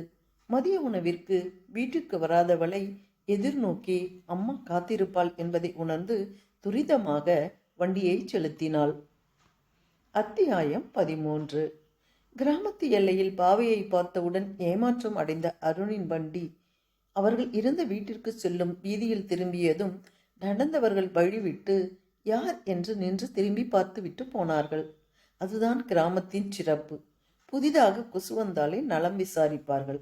அவர்கள் புது வீட்டின் முன் நிறுத்தியவன் அவள் வீட்டில் யாராவது தென்படுகிறார்களா என்று கவனித்துக் கொண்டுதான் கடந்து போனான். வெளியிலேயே நின்று கொண்டு யாருடனோ பேசிக்கொண்டிருந்த லக்ஷ்மி காரில் இருந்து இறங்கியவர்களை சற்று கூர்ந்து பார்த்துவிட்டு அடையாளம் கண்டு கொண்டார். வேக வேகமாக வந்து, சாந்தாக்கா, அருண், நீங்க தானா? அதுதான் காலையிலிருந்து உங்க ஞாபகம் வந்துட்டே இருந்ததா என்றவர் சாந்தாவின் 2 கைகளையும் பிடித்து அணைப்பது போல நின்று கொண்டாள். இத்தனை வருடங்கள் கழித்தும் பல வருடங்கள் பேசாமல் இருந்த போதிலும் அதே பாசமும் அன்பும் ஊற்றெடுத்தது அவர்களின் செயல்களில். ஒரு நிமிடம் கலங்கித்தான் போனார்கள் அருணும் சாந்தாவும்.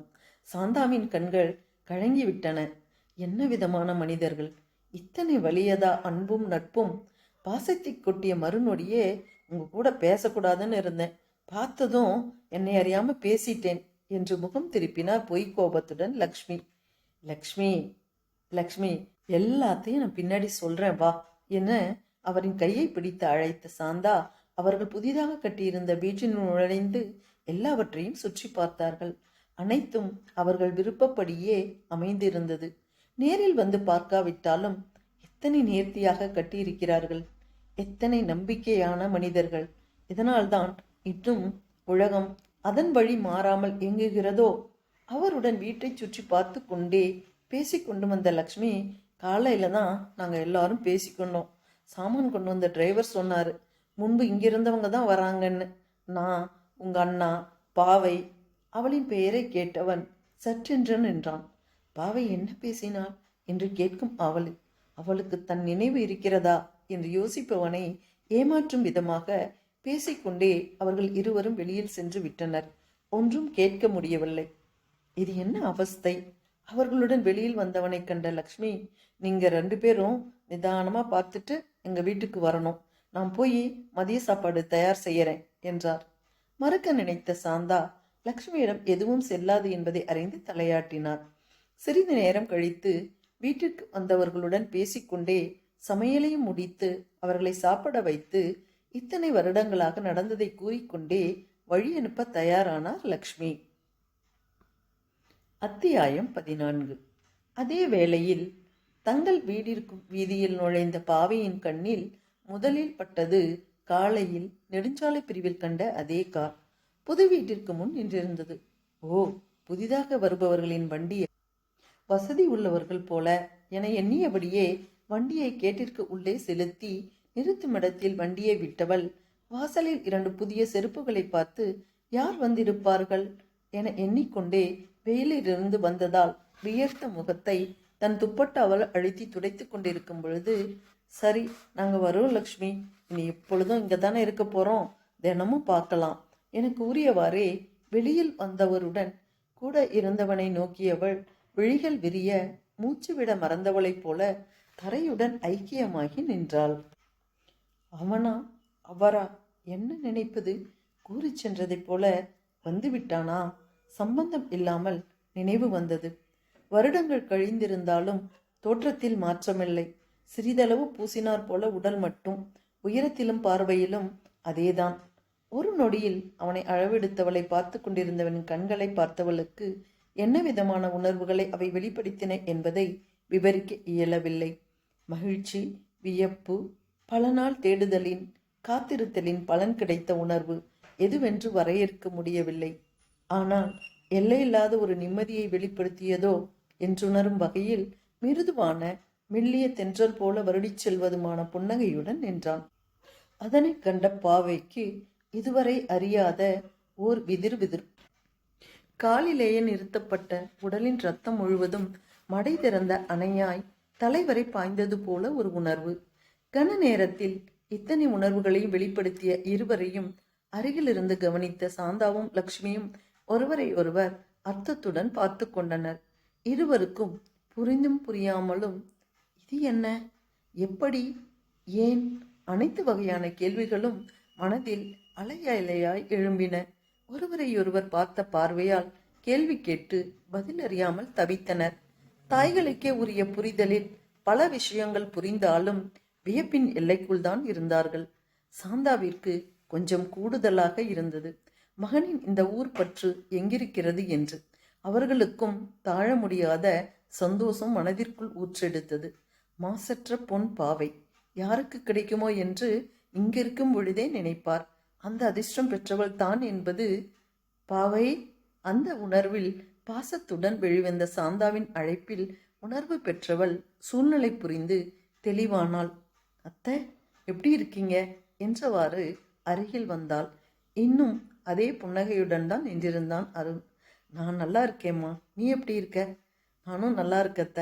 மாமா என்று கேள்வியாய் இழுத்தவிடம், இன்னும் கொஞ்சம் சாமான் வர வேண்டி இருக்கு, அவற்றையும் எடுத்துக்கொண்டு தான் மாமா வருவார். நாளை மறுநாள் புது வீடு வரோம், அம்மாவும் நீயும் வந்துடுங்க என்று அழைத்தார். சரிங்க அத்தை என்றவள் நிற்க முடியாமல் சற்றென்று வீட்டினுள் நுழைந்தாள். செல்லும் அவளையே கண்களால் தொடர்ந்தவனை கண்ட சாந்தாவிற்கு மகிழ்ச்சியும் லக்ஷ்மிக்கு சிறு கவலையும் தோன்றியது. லக்ஷ்மியின் முகமாறுதலை கண்ட சாந்தா என்னவென்று கண்களால் வினவ, ஒன்றுமில்லை என தலையசைப்புடன் நிறுத்தினார் லக்ஷ்மி. சரி லக்ஷ்மி, பூஜைக்கு எல்லா நேரமும் நீ கூடவே இருக்கணும், நம்ம வீட்டு விசேஷம், நேரத்திலே வந்துடணும் என்று அழைத்து விட்டு சென்றார். கூட இருந்த அருணும் வருகிறோம் அத்தை என்றவன் தாயுடன் நடந்தான். வந்ததிலிருந்து குறைவாகவே பேசியவனின் பார்வை பாவையை கண்டவுடன் வெளியிட்ட உணர்வுகளால் குழப்பம் அடைந்த லக்ஷ்மி அதனுடனே உள்ளே சென்றார். உள்ளே இருந்த பாவையின் நினைவுகளோ காட்டாற்று வெள்ளமென இலக்கின்றி இங்கும் அங்கும் பாய்ந்தோடி அவளை மருட்டியது. என்னவென்று சொல்ல முடியாத ஓர் உணர்வால் ஆட்பட்டிருந்தாள். அவன் பார்வை சொல்லிய உணர்வுகள் என்ன? பள்ளி படிக்கும் வயதில் சொல்லிய வார்த்தைகளுக்கு வேண்டுமானால் மதிப்பில்லாமல் இருக்கலாம். ஆனால் அவன் விழிகள் இன்று உணர்த்திய பாவனைகள் புரியாத வயதில்லையே. அதுவும் திருமணம் நின்று போனதற்கு பின்னால் பல முறை அவன் சொல்லிய வார்த்தைகளையும் அந்த சந்திப்பு நடந்த சந்தர்ப்பங்களையும் பல முறை நினைவில் கொண்டு வந்து யோசித்ததுதான். அன்றைய தினம் பள்ளி இறுதி வகுப்பில் இருந்த அவள் வழக்கம் போல தோழிகளுடன் நெடுஞ்சாலையில் இருந்து தங்கள் ஊருக்குள் நுழையும் சாலையில் வந்து கொண்டிருந்தாள். கிராமத்துக்கு இருந்து தனது இருசக்கர வாகனத்தில் வந்த அருண் முதன்முறையாக பாவை என்று அழைத்தான். அவன் அழைப்பில் திரும்பியவள் ஏவா என்பதாக இருந்த தலையசைப்பில் தோழிகளை முன்னே நடக்கச் சொல்லிவிட்டு அவனை நோக்கி நடந்தாள். இந்த அழைப்பு புதியது. சகஜமாக அவர்கள் வீட்டிற்கு சென்று வருபவள்தான். அத்தையிடமும் மாமாவிடமும் உரிமையோடு பழகுபவள்தான். இவன் வீட்டில் இருப்பதும் தெரியும். அவனும் எதுவும் பேச முனைவதில்லை. இவளுக்கும் அவனிடம் பேச எதுவும் இல்லை. தேவை இருந்தால் ஒன்றிரண்டு வார்த்தைகள். வருடக்கணக்கில் இருந்திருந்தாலும் அவர்களின் பரிச்சயம் அவளை பொறுத்தவரை அவ்வளவுதான். இன்று என்ன என்பது போல அவன் அருகில் வந்தவள் பேசாமல் நின்றாள். அவனும் ஒன்றும் பேசவில்லை. சிறிது நேரம் விட்டு அவனாகவே மீண்டும் பாவை என்றான். என்ன என்பதாக தலையை உயர்த்தியவள் அவன் கண்களை பார்த்தாள். ஏதோ ஒன்று அவளால் இனம் காண முடியவில்லை. நாங்க வேற ஊருக்கு போறோம் என்றான். அதை அவள் அறிந்ததே. காலையில் அப்பாவும் அம்மாவும் பேசிய உரையாடலில் சாந்தாவின் பெயர் அடிபட்டது. மாறன் மாமாவிற்கு பதவி உயர்வுடன் இடமாற்றம் வந்திருக்கு என. இவன் ஏன் தனியாக வந்து சொல்கிறான்? அதிகம் ஒன்றும் அவன் சொல்லவில்லை. நல்லா படி, உடம்ப பார்த்துக்கோ என்றவன் சிறிது இடைவெளி விட்டு சின்ன பெருமூச்சுடன் மீண்டும் நான் இங்கே வருவேன் என்றான். அவ்வார்த்தைகளை அவன் சொல்லிய விதம் அவளை மீண்டும் பார்வையை அவனை நோக்கி உயர வைத்தது. பல வருடம் பழகியவர்களிடம் காண்பிக்கும் நெருக்கமா, நெருங்கிய தோழமையை பிரிய போகும் உணர்வா பகுத்தறிய முடியவில்லை அவளால். அவளுக்கு புரியாத ஏதோ ஒன்று அவன் பார்வையில். அதனால் சரி என்று மட்டும் தலையாட்டிவிட்டு வேகமாக நடந்து தோழிகளுடன் இணைந்து கொண்டாள். அதற்கு பிறகு அவர்கள் கிளம்ப ஆயத்தமானார்கள். பிறகு பலமுறை அவளை பார்த்தும் அவனும் எதுவும் சொல்லவில்லை. அவளும் ஏன் அப்படி சொன்னான் என்று கேட்கவில்லை. ஆனால் அவன் கூறிய மீண்டும் நான் இங்கு வருவேன் வார்த்தைகள் நினைக்க நினைக்க வதைத்தது என்பது மட்டும் உண்மை. அவளை அறியாமல் நினைவலையில் பதிந்து விட்டன. விடை தெரியாமல் நினைவு வரும் பொழுதெல்லாம் குழம்பியவளுக்கு இன்று விடை கிடைத்தது. அத்தியாயம் 15. கிடைத்த விடையின் சாத்தியக்கூறுகள் மிகவும் குறைவு.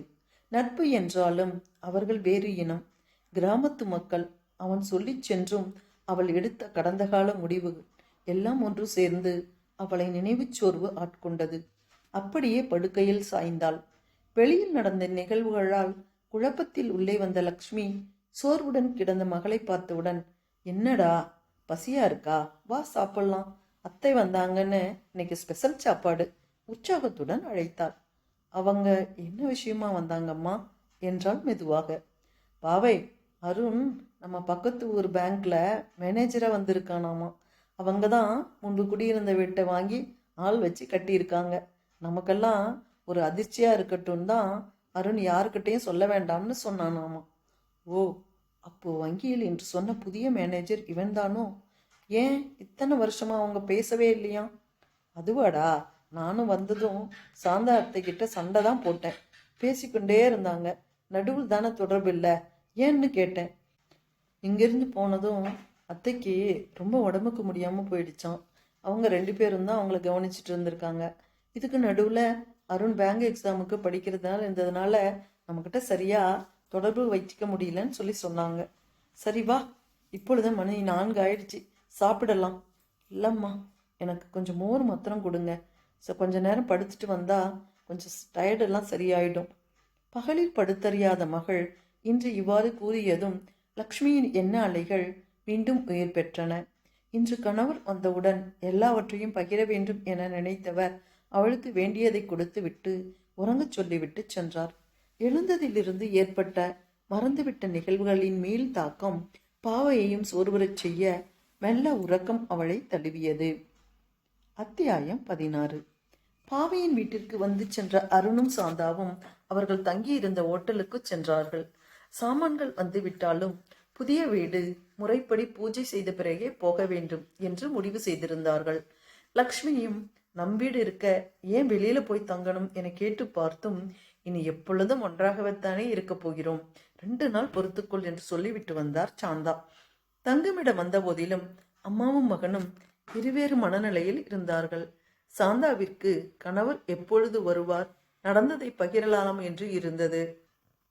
அருணின் மனநிலையோ மோன நிலையில். மகனின் மனதறிந்து ஒன்றும் கேட்கவில்லை சாந்தா. பாவையை மனக்கண்ணில் கொண்டு வந்த அருணுக்கு அவளின் வளர்ச்சி, நடையில் நிதானம் எல்லாம் புதிதாக இருந்தது.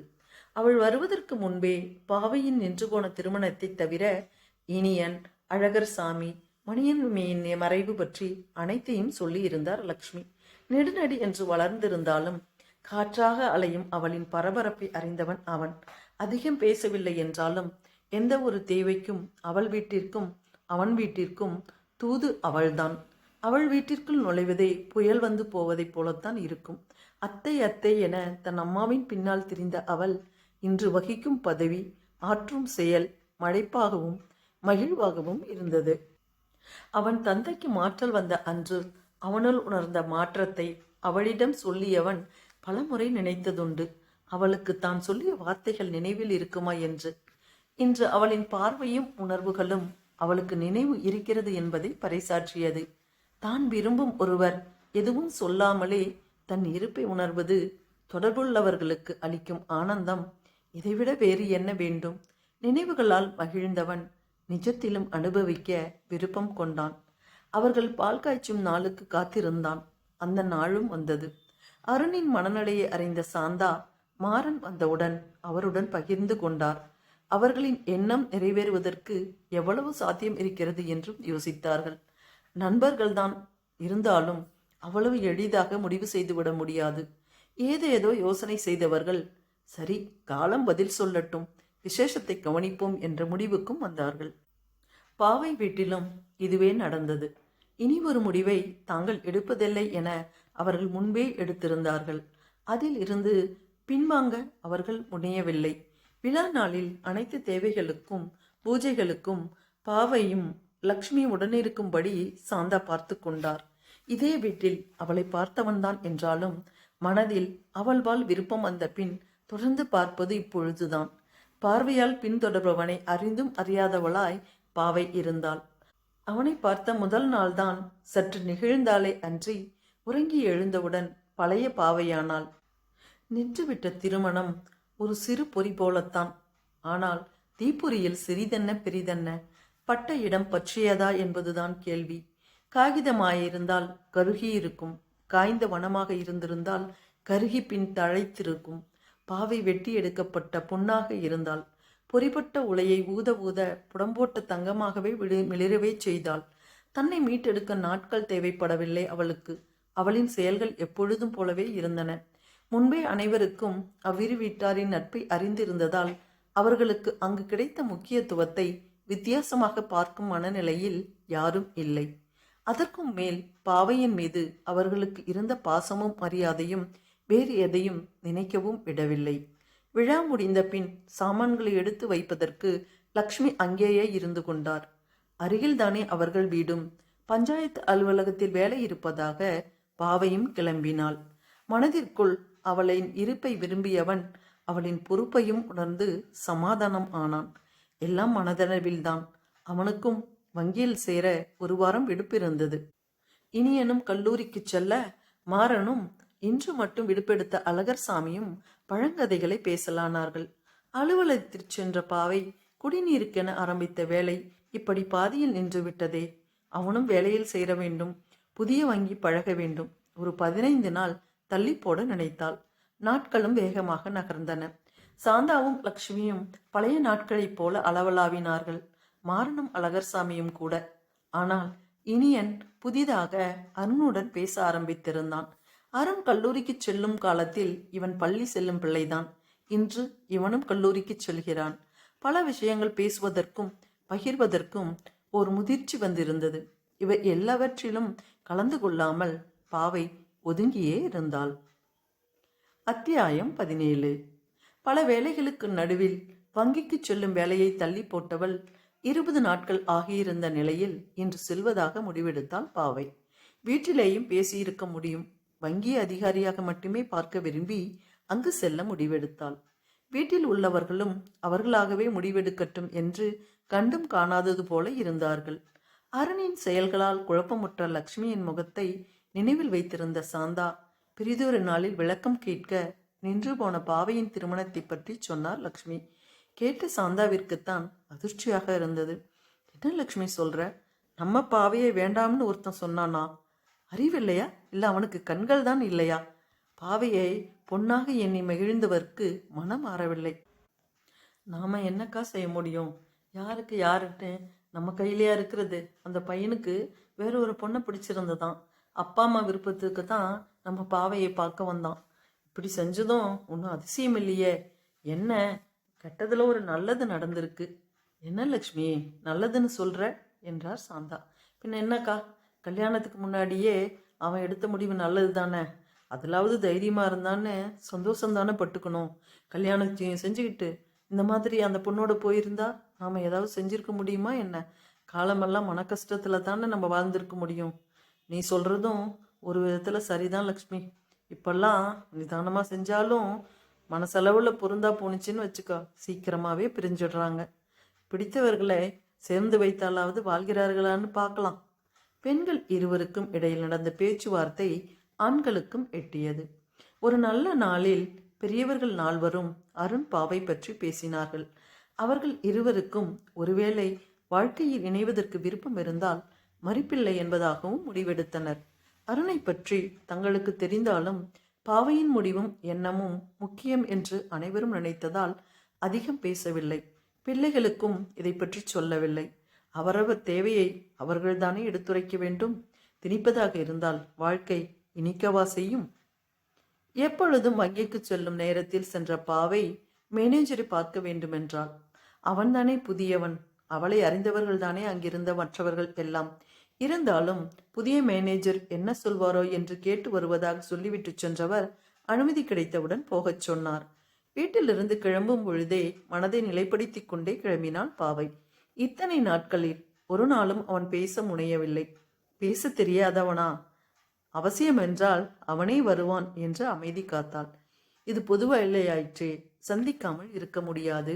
ஏற்கனவே நாட்கள் பல கடந்து விட்டன. முறையாக கதவை தட்டிவிட்டு சென்றவளை பார்த்து வருடும் புன்னகையை பூத்தவன் பெயரை சொல்லாமல் சொல்லுங்க என்றான். அவளும் தங்களுக்கு தேவையான கடனுதவி பற்றி சொன்னாள். அவர்கள் போடும் RO யூனிட்டின் கொள்ளளவு, ஒரு நாளைக்கு தேவைப்படும் தண்ணீரின் அளவு, எப்படி மெயின்டைன் செய்வார்கள், கடன் எப்படி திருப்பி செலுத்தப்படும் என்று பல கேள்விகளை கேட்டுவிட்டு அவர்களின் தேவைக்கு தன்னால் ஆன முழு உதவியையும் செய்வதாக கூறினான். வேலை முடிந்தவுடன் செல்வதாக கூறி எழுந்தவளை சிறிய தலையசைப்புடன் விடை கொடுத்தான். அவள் கண்ணாடி கதவு பக்கம் செல்லும் வரை இமை கொட்டாமல் பார்த்திருந்தவன் கேட்கக்கூடாது கேட்கக்கூடாது என்று இத்தனை நாள் கட்டுப்படுத்தி வைத்திருந்த கேள்வியை கேட்டுவிட்டான். நான் வரமாட்டேன்னு நினைச்சியா? அவன் எப்பொழுதும் தன்னை பார்த்து கேட்கக்கூடாது என்று நினைத்த கேள்வி காதில் விழுந்ததும் கதவில் கை வைக்க போனவள் அடிபட்ட குழந்தையாய் நீர்மொட்டும் விழிகளுடன் திரும்பி பார்த்தாள். அவள் கேட்கவில்லை, அவள் விழிகள் கேட்டன. நீதான் கேட்டாயா இந்த கேள்வியை என்று. மரணித்துத்தான் போனான். அவள் பார்வையின் வலியை உணர்ந்தவன் எதற்காக வருவேன் என்று நான் சொல்லிவிட்டா சென்றேன். அவள் திருப்பி கேட்டால் என்ன சொல்வது? நொடியில் மீண்டவள் கண்ணை துடைத்து கொண்டு வெளியேறினாள். உள்ளம் உலைக்களமாக கொதித்தது. என்ன சொல்ல முடியும்? தீக்கோழியாய் உணர்வுகளை விழுங்கிவிட்டே சென்றாள். எப்படி தெரியும்? யார் சொல்லியிருப்பார்கள்? முதலில் நினைவுக்கு வந்தவன் இனியனே. ஏதாவது ஒரு சந்தர்ப்பத்தில் சொல்லியிருக்கலாம் என்றாவது தெரிய வேண்டியதுதானே. தெரிந்து கொள்ளட்டும் என்கிற எண்ணமே மேலோங்கி இருந்தது. அத்தியாயம் 18. அச்சந்திப்பிற்கு பிறகு பல முறை பார்த்து கொண்டாலும் இருவரும் கடனுதவியை பற்றி மட்டுமே பேசினர்.